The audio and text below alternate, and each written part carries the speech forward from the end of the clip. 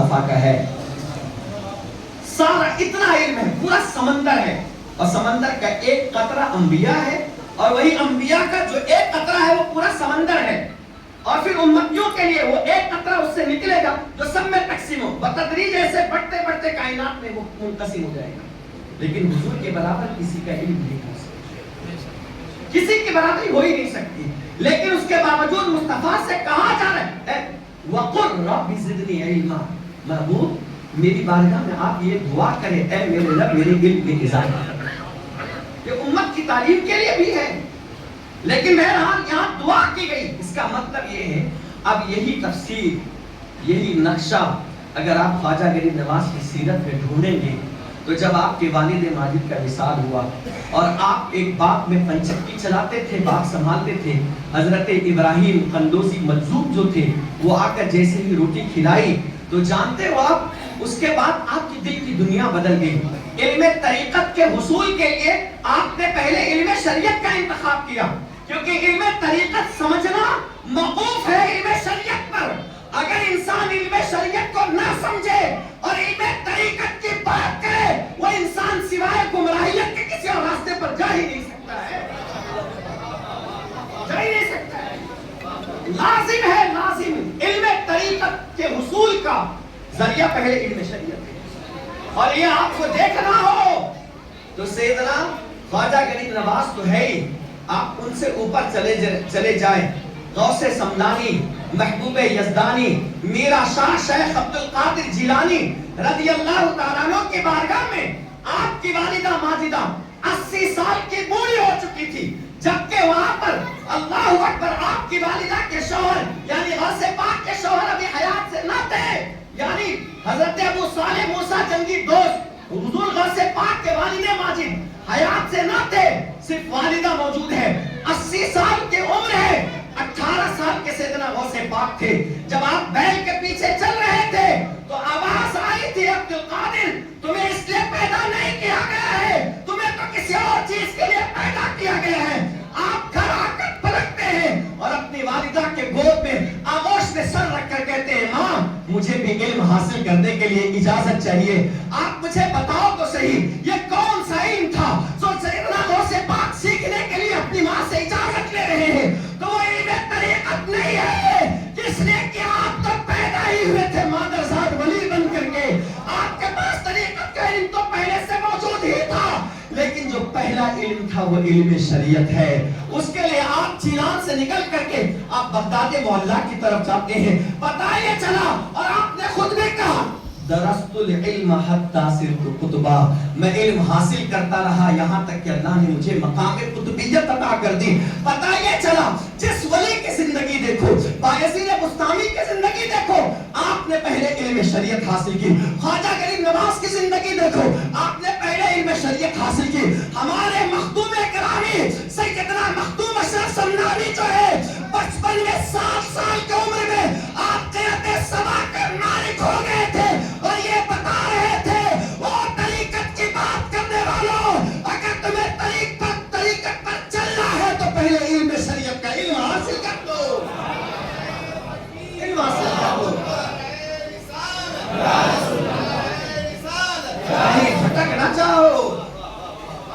بھٹک نہ جاؤ, اور اکثر طریقت کی بات کرنے والے آج گمراہ ہو چکے ہیں. اکثر طریقت میں کسی پر طنز نہیں کر رہا ہوں, میں حقیقت کو عیاں کر رہا ہوں, حقیقت عیاں کر رہا ہوں. آپ طریقت کو پہچان, وہ تو دوسری منزل ہے نا, پہلی منزل آپ نے پار نہیں کی تو دوسری منزل پر آپ کیسے چلے جائیں گے؟ آپ کا دل منور اس وقت ہوگا. اور حدیث میں اس پر حدیث کوٹ کروں گا, صحیح بخاری شریف کی حدیث 5375 سمتنگ حدیث نمبر ہے. اس کے راوی حضرت ابو ہریرہ ہے. حضور صلی اللہ علیہ وسلم فرماتے ہیں کہ من عاد لی ولیا فقد آذنته بالحرب, جس نے میری کسی ولی سے عداوت رکھی میں اسے اعلان جنگ کرتا ہوں. پھر آگے جو فرمایا وہ یہ کہ میرا بندہ سب سے زیادہ میری بارگاہ میں مقرر کس بنیاد پر ہوتا ہے, تو کہا وہ فرائض کی بنیاد پر, فرض کی بنیاد پر. اور فرض انسان صحیح معنوں میں کب ادا کرے گا؟ جب اس کا علم موجود. علم نہیں ہے تو آپ کیسے فرائض ادا کر سکتے ہیں؟ ایک شخص میرے پاس آیا تھا بیچ میں آپ کو بتا دیتا ہوں، ملاڈ سے میری تقریریں سنی تھی یوٹیوب پر، تو اس نے سوچا کہ ہر ایک کا کوئی نہ کوئی خلیفہ ہے، میرا بھی خلیفہ کوئی ہو جائے، تو مجھے اپنا خلیفہ بنانے کے لیے آیا، اور وہ ناریل، نیمبو، چادر، کپڑے، چاول وغیرہ سب لایا تھا ساتھ میں، وہیں سے بیٹھا، تھوڑی دیر بات کی، تو اس کے بعد کہتا ہے کہ حضرت میں یہ چاہتا ہوں کہ مجھے فلاں فلاں جگہ سے خلافت کرنا، تو اس کو کھلی آفت کہتا ہوں کہ خلافت حاصل ہے اور میں چاہتا ہوں کہ میں آپ کو اپنا خلیفہ بنا دوں، میرے بہت سارے مریدین ہیں اور ابھی مجھے آپ کے پاس سے اٹھنا ہے، اور میرا ایک مرید مجھے بلا رہا ہے، گاڑی دینا ہے اسے، مجھے گاڑی گفٹ کرے گا، یہاں سے یہ جلدی تھوڑا سا میں چاہتا ہوں کہ آپ یہ پروسیس کر لیں اور آپ کو میں اپنا خلیفہ جانشین بنا لوں۔ میں نے کہا یہ تو بہت اچھی بات ہے آپ کی، لیکن مجھے امام عشق و محبت نے کسی کو اپنا مرشد یا جس کا جانشین بننا ہے اس کو پرکھنے کا ایک ہمیں جو ہے پیمانہ عطا کیا ہے، ذرا وہ پیمانے کے حوالے سے آپ سے کچھ میں بات کرنا چاہتا ہوں، اگر آپ اس کا جواب دے دیں تو یقیناً میں آپ کا خلیفہ بننے کے لیے تیار ہوں، اس میں کیا مذائقہ ہے، اچھی چیز ہے، کہا پوچھئے۔ میں نے اس سے پوچھا نماز میں کتنے فرائض ہیں، میں کوئی دوسری بات نہیں کیا، میں ممبر پر کھڑی ہوں، قیامت میں شفاعت نصیب نہ ہو، میں نے اس سے پوچھا نماز میں کتنے فرائض ہیں، تو وہ کہتا ہے 4 ہیں، جبکہ ہے کتنی، میں علماء سے پوچھا، کیا آپ کو بتائیں گے، آپ کو بھی نہیں معلوم ہوگا اکثر، تو وہ کہتا ہے 4 ہیں، میں نے کہا اچھا 4 ہیں، کون کون سے ہیں، تو کہتا نہیں 4 نہیں 2 ہیں، میں نے کہا 2 ہیں، تو پھر وہ کہتا مولانا ہم لوگ طریقت والے ہیں، پلٹ کر یہاں آ گئے، ہم لوگ طریقہ، میں نے کہا ابھی یہاں سے بھاگ جا ورنہ اتنے جھوٹے ماروں گا کہ کہیں منہ دکھانے کے لائق نہیں رہے گا، تو جانتا نہیں مجھ کو کہ میں کون ہوں، ہاں، اور وہ خلافت آفت میں بدل جاتی ہے۔ آج تو بہت آسان ہے نا، 2 چیزوں میں کمائی بہت اچھی ہوتی ہے، ایک بابا گیری اور ایک دادا گیری، دادا گیری کر کے کماؤ اور بابا گیری کر کے کماؤ۔ خدا کو پانے کے لیے مصطفیٰ نے کیا کچھ نہیں کیا، پتھر کھائے ہیں، شعب ابی طالب میں 3 سال تک کے محصور رہے ہیں، طائف کی گلیوں میں میرے مصطفیٰ کے دین کی تبلیغ کے لیے تو ظالموں نے اتنے پتھر مارے کہ حضور کا جسم لہولہان ہو گیا، اور تم آسان سمجھتے ہو دین کو، طریقت کو تم نے کھیل بنا لیا اور شریعت کے راہوں کو تم نے ہوا منصورہ کر دیا۔ میرے آقا کی سیرت پڑھو، قرآن کہتا ہے یا ایھا المزمل قم اللیل الا قلیلا نصفہ او انقص منہ قلیلا او زد علیہ ورتل القرآن ترتیلا۔ اے جھرمٹ والے پیغمبر، آپ پوری رات قیام کیوں کرتے ہیں؟ فرائض کی بات نہیں کر رہا، نوافل کی بات کر رہا ہوں، اور یہاں تو کہتے تو میرا خلیفہ بن جا، میں تجھے جنت دلا دوں گا، تیری نمازیں تیرے روزے سب میرے ہاتھ میں، تو میرا مرید بن گیا، سب کچھ میرے اختیار میں ہے۔ اور پھر وہ ڈراتے ہیں، مرید کو ایسا چاہیے کہ پیر سے ذرا بھی ہٹے نہیں، ان کی باتوں کہ ہاں یقیناً ہے لیکن تجھ جیسوں کے لیے نہیں، وہ ایسے ولیوں کے لیے ہیں جن کا چہرہ دیکھو تو خدا یاد آ جائے، جن کی صحبت میں بیٹھو تو تمہارے دل کی دنیا بدل جائے، جن کے پاس بیٹھو تو پھر جیب پر خیال نہ رہے، آخرت کا خیال تمہارے دل میں پیدا ہو جائے۔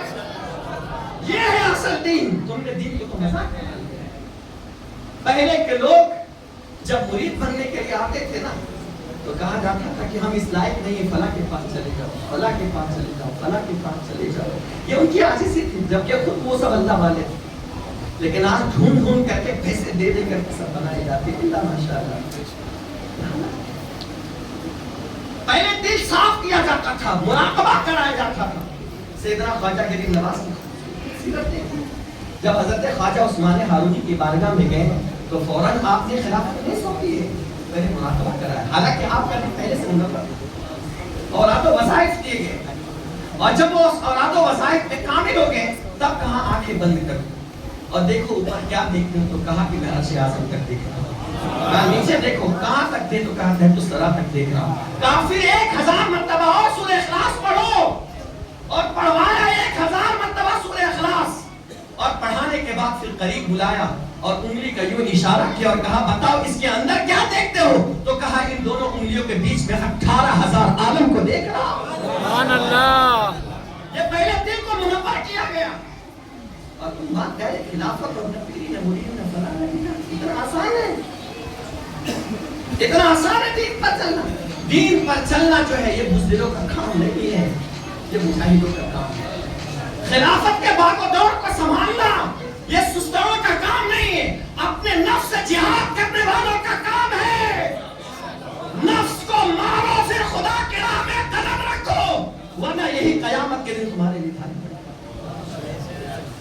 یا ایھا الذین آمنوا قوا انفسکم واہلیکم نارا، اے ایمان والو اپنے آپ کو اور اپنے گھر والوں کو جہنم کی آگ سے بچاؤ۔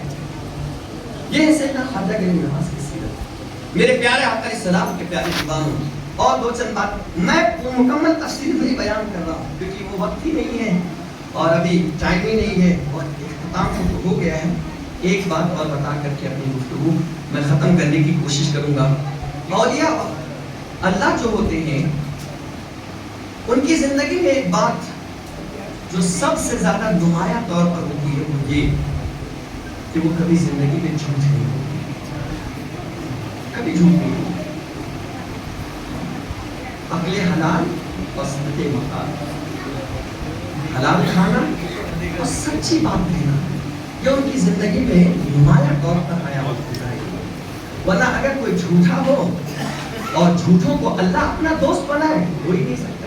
آپ نے کبھی پسند کرو گے کہ میرا دوست جھوٹا ہو؟ آپ کبھی نہیں چاہو گے کہ میرا کوئی ساتھی جھوٹا ہو، پتہ نہیں وہ کب جھوٹ بول کر میرے ساتھ سے نہ دھماک کر دے۔ جب آپ نہیں چاہو گے کہ آپ کا کوئی دوست جھوٹا ہو تو اللہ کیسے چاہے گا کہ اپنے دوست کو میں جھوٹا رکھوں؟ اللہ کیسے چاہے گا؟ اس لیے کہا یا ایھا الذین آمنوا اتقوا اللہ، اے ایمان والو اللہ سے ڈرتے رہو، اور جس کو میں نے اپنے دوست بنایا ہے اپنا اسے صدیقیت کا درجہ دیا ہے۔ وقولوا مع الصادقین، اور سچوں کے ساتھ رہ لو۔ اگر عبادت کرتے کرتے کبھی بھٹکنے یا ڈگمگانے لگے تو یہ سچوں کی صحبت تمہیں کام آ کر کے تمہاری دنیا بھی سنوار لے گی اور آخرت بھی سنوار لے گی۔ اس پر آخری دلیل دوں گا۔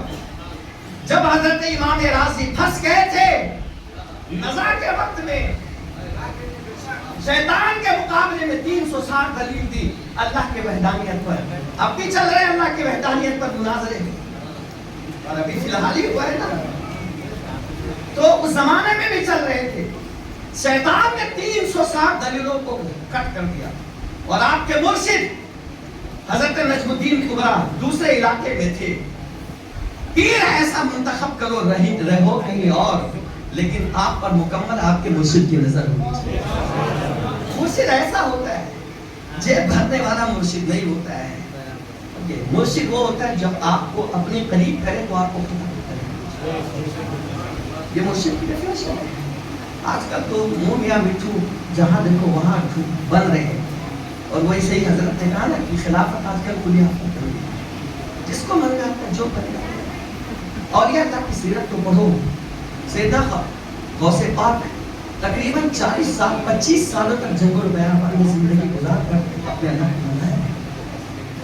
سیدنا خواجہ گنج نواز خراسان کے جنگل میں جا کر کے اپنے آپ کو جو ہے اللہ کی بارگاہ میں ایسا آپ نے رچا بسا لیا تھا، ایسا آپ گم ہو گئے تھے کہ اللہ اکبر زبان ان کی ہوتی تھی اور جملے خدا کی طرف سے۔ ایسا بنو، ورنہ یاد رکھو آخرت میں کیا جائے۔ میں نے کل حضرت علامہ قمر الزمان خان اعظمی کی صحبت میں تھا، پولیس سے واپس آئے تھے۔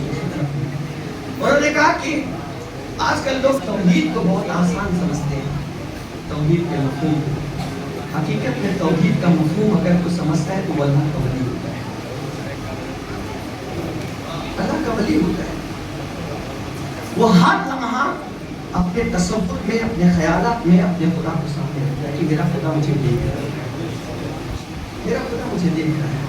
انہوں نے خود کہا، جب میں نے ان سے سوال کیا کہ حضرت آج کے دور میں علماء کے حالات بالکل الگ تھلگ ہو گئے ہیں، لوگ علماء کو جو ہے ایک الگ نگاہ سے دیکھتے ہیں چونکہ ان کے پاس مال و دولت نہیں ہے۔ تو کہا بیٹے میں نے یہی سوال حضور مفتی اعظم سے، جب وہ میز پر ان کے لیے جب دسترخوان سجایا گیا تھا تو آپ اس پر بیٹھ جاتے سنت نبوی کے مطابق، اور روٹی توڑ توڑ کر کے اپنے حساب سے اس انداز میں کھاتے جسے مصطفیٰ کریم کھایا کرتے تھے۔ تو کہا کہ میں نے کہا کہ حضرت یہاں سارے بڑے لوگ آپ کو دیکھ رہے ہیں اور آپ یہ کیفیت، کہا کہ یہ دیکھے نہ دیکھے لیکن اس کیفیت میں میرا خدا تو مجھے دیکھ رہا ہے۔ سبحان اللہ۔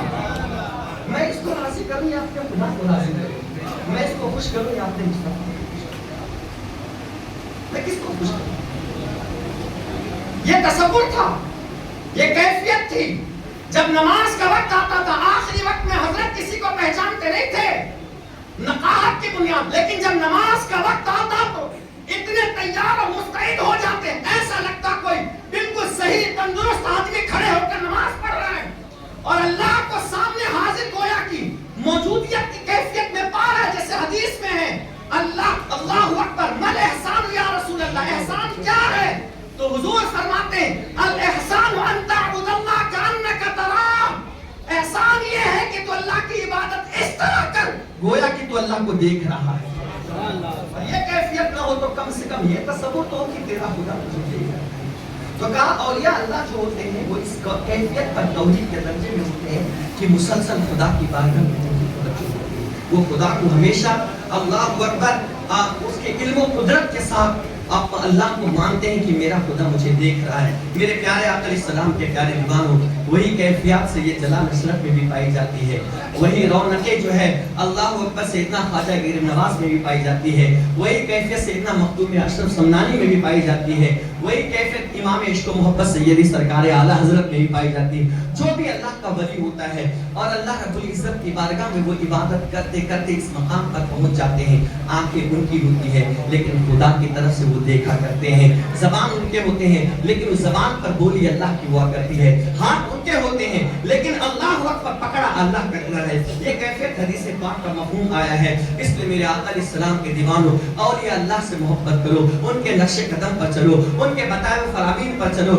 سیدنا خواجہ غریب نواز کی سیرت کو اپنانے کی کوشش کرو۔ انہی باتوں پر اپنی گفتگو کو میں مکمل کرتا ہوں، اور دوران گفتگو مجھ سے کسی طرح آمدن سہون کوئی غلطی ہو گئی ہو تو آپ بھی توبہ کر لیں، میں بھی کر لیتا ہوں۔ استغفر اللہ ربی من کل ذنب واتوب الیہ، لا الہ الا اللہ محمد رسول اللہ صلی اللہ علیہ وسلم، وما علینا الا البلاغ المبین۔ السلام علیکم ورحمۃ اللہ وبرکاتہ۔ پھر کبھی موقع ملا تو انشاءاللہ اس کو مکمل کروں گا۔ السلام علیکم ورحمۃ اللہ۔